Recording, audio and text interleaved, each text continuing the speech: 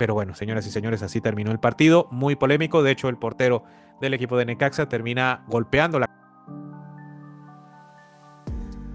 Ay, amigos y amigas.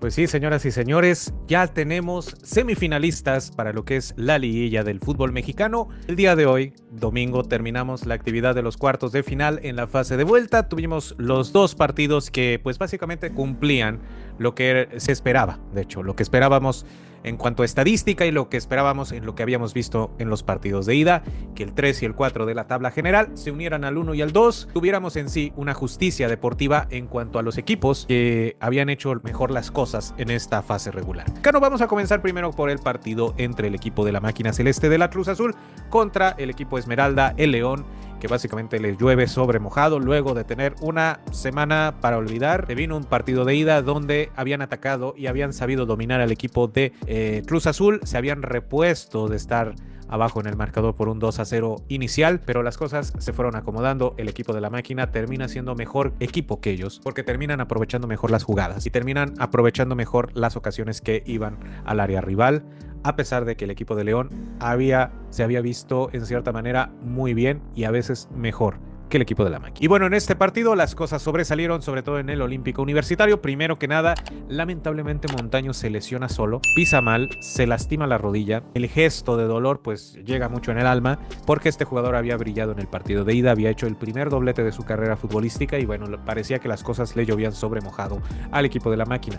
Durante esa primera etapa del partido de vuelta, el equipo de León parecía haber hecho la tarea y estaba atacando al equipo celeste. Hubo 2 o 3 jugadas bastante interesantes que pusieron en gran predicamento al equipo que dirige Vicente Sánchez. Los dirigidos por el Toto Berizzo se fueron al frente, pero cosa curiosa, cuando se estaba viendo mejor el equipo de León, Cruz Azul despierta en el 33. En una jugada de rebotes, esta es extendida en 2 cabezazos, llega Sepúlveda, intenta meter un centro, al cual llega Ignacio Rivero con potencia para definir. Nada tenía que hacer el arquero del equipo de León, y el equipo de la máquina celeste de la Cruz Azul estaba ya ganando 1-0, 4-2 en el global, y era un baldazo de agua fría para el equipo del Toto Berizzo. El equipo de León intentó recomponerse y el resultado le dio más confianza al equipo de la máquina. Pero 6 minutos después, en una jugada, en una aproximación del equipo de la máquina, el arquero Alfonso Blanco alcanza a hacerse con el balón y a velocidad despeja un balón que termina llegando a los dominios de Yonder Cádiz, que estaba por la lateral de la derecha, y se fue solo y su alma, y llega y define y cruza a el arquero Mier, que sinceramente ahí se vio muy mal en esa jugada. Me parecía que debía haber buscado la salida en lugar de quedarse en su portería, porque le dejó todo abierto el panorama a Yonder Cádiz, al jugador de León, y se metía al empate. Y seguía la esperanza para el equipo Esmeralda. Y bueno, el equipo hubo verdaderamente un partido de idas y vueltas. Tengo que decirlo porque hay que llamar la atención de esto. Andrés Guardado, desde que había vuelto al fútbol mexicano, había mostrado poco y nada. La verdad, sinceramente, para lo que yo había visto que hacía en el Real Betis semana con semana Andrés Guardado, cuando llegó al equipo de León, se notó una relajación en su nivel futbolístico, en su compromiso con el equipo. Regresó del retiro porque ya había anunciado su retiro para jugar esta temporada junto a James Rodríguez y jugar el famoso Mundial de Clubes, cosa que no terminó muy bien, pero tengo que decirlo, lo que fue la última parte de este torneo y sobre todo esta serie, Andrés Guardado se vio muy bien en el equipo de León. Pero bueno, las cosas continuaron, nos íbamos a la segunda parte y la verdad el partido se había roto en su esquema. O sea, básicamente dejó de existir por momentos la media cancha, nos íbamos de una portería a la otra y esto ya era un verdadero desastre. El equipo de Cruz Azul, entre que dejaba y cedía cierta zona al equipo de León, León iba con todo buscando meter un gol y esperanzarse, y así siguieron durante gran parte del partido. Nos vamos al minuto 66 y en una jugada de diagonal desde la lateral de la derecha para el equipo de la máquina, y lamentablemente en el servicio rápidamente Rodrigo Echeverría se va rebuscando sacar el balón del terreno de juego.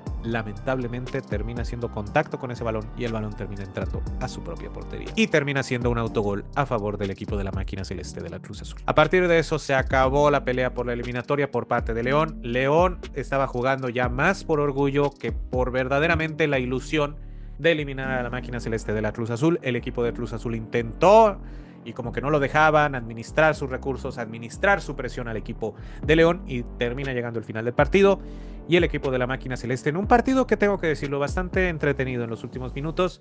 Deja fuera ya al equipo de la Fiera en una situación que, bueno, lamentablemente si nos íbamos 3 meses antes del día de hoy, probablemente el plan era tratar de llegar hasta donde pudieran en la liguilla del fútbol mexicano y posteriormente trabajar en lo que era ya la preparación rumbo al Mundial de Clubes, donde esperaban el Chelsea, el Flamengo y el Esperance de Túnez.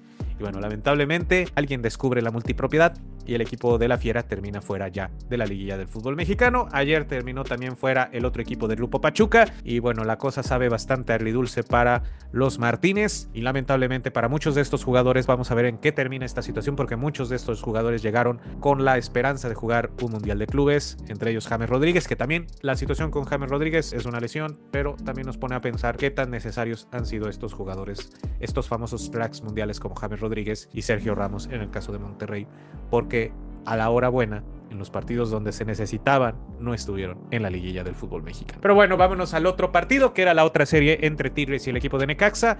Una serie que tenemos que decirlo, muy malita en lo general. En la primera parte, lo que fue en la ida, Necaxa dominando ese partido, pero lo que fue el segundo tiempo y el primer tiempo de este partido del cual les voy a hablar, realmente poco y nada. El equipo de Tigres había traído bastante ventaja con el empate a 0. Es más, no necesitaba meter un gol el equipo de Tigres para clasificar a la siguiente ronda, mientras Necaxa no anotara otro. Nosotros esperábamos que en el estadio universitario de San Nicolás de los Garza el equipo de Tigres no tuviera problemas en demostrar su hegemonía sobre el equipo de Necaxa, que iba a demostrar el poderío de su nómina y que iba a atacar al equipo de los Rayos constantemente y que iba a caer el gol, y con esto un marcador bastante tranquilo y a aprovechar las cosas para lo que se venía en el siguiente fase de semifinales. Pero, señoras y señores, el equipo de Tigres, tengo que decirlo, juega horrible. Eso no es una noticia históricamente, porque cuando estaba con el Tuca jugaban horrible, pero déjenme decirles algo, jugaban horrible porque así lo querían y porque estratégicamente así estaban las cosas para ganar sus partidos. Tenían una idea, tenían un técnico experimentado y tienen un equipo muy completo. Y aquí, lamentablemente, el equipo de Tigres no sabe llegar a portería, no sabe establecer un dominio, tiene cierta idea de lo que quiere hacer en el terreno de juego, pero se nota mucho la novatez de Guido Pizarro. El equipo de Tigres fue superior al equipo de Necaxa en cuanto a posesión y en cuanto a llegadas, pero el equipo de Necaxa se tomó muchas libertades para llegarle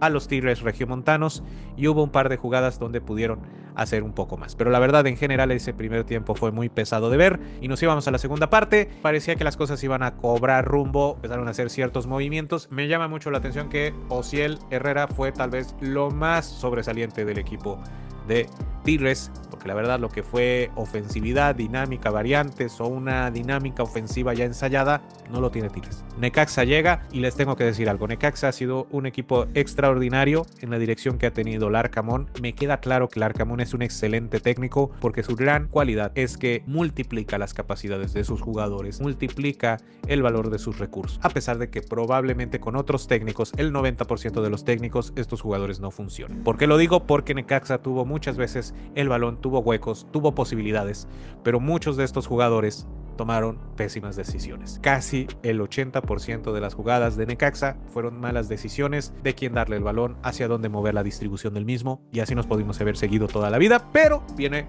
en el minuto 51 el momento disruptor. Juan Bruneta recibe un balón luego de una gran jugada en la lateral de la derecha por parte de Diego Lainez, alcanza a encontrar el espacio y Bruneta remata y termina siendo el balón desviado por la defensa del equipo de Necaxa en aras de intentar inutilizar esta jugada, y termina dejando sin oportunidad al arquero necaxista, y el equipo de Tigres se estaba poniendo al frente. Y parecía que íbamos a encontrar al equipo de Tigres listo para pasar por encima del equipo de Necaxa. Yo creí que con esto el equipo de Tigres iba a encontrar la claridad ofensiva con un Necaxa desesperado buscando el empate.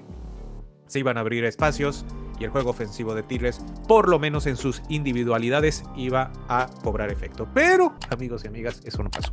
Necaxa empezó a hacer cambios, empezó a mover fichas y terminó viéndose mejor que el equipo de Tigres, buscando el gol, buscando la jugada, buscando empatar los cartones y meterse en la eliminatoria. Y señoras y señores, en el minuto 63 y en una jugada para Paravela, encuentra en el espacio a Agustín Palavecino, de mejor manera define un golazo. Nada tenía que hacer Nahuel Guzmán en esa jugada. Fue un gol que llegó en el mejor momento. Parecía que había una barrera psicológica en contra del equipo de Necaxa porque habían intentado en el partido de ida de todos tipos de jugadas, y Nahuel Guzmán nos demuestra que es un arquero de gran nivel, es un histórico del fútbol fútbol mexicano estuvo pletórico y estaba creando una barrera psicológica al equipo de Necaxa que parecía que no le podían anotar un gol. Parecía de verdad, a pesar de este gol, que el equipo de Tigres mantendría la posición. De hecho, hacían mucho tiempo, hicieron ciertos cambios defensivos, parecía que ya estaban administrando sus jugadas, sus recursos para lo que era ya lo que quedaba del partido, y el equipo de Necaxa no le quedó otra más que seguir batallando al frente y empezaron a buscar jugadas. Les tengo que decir esto,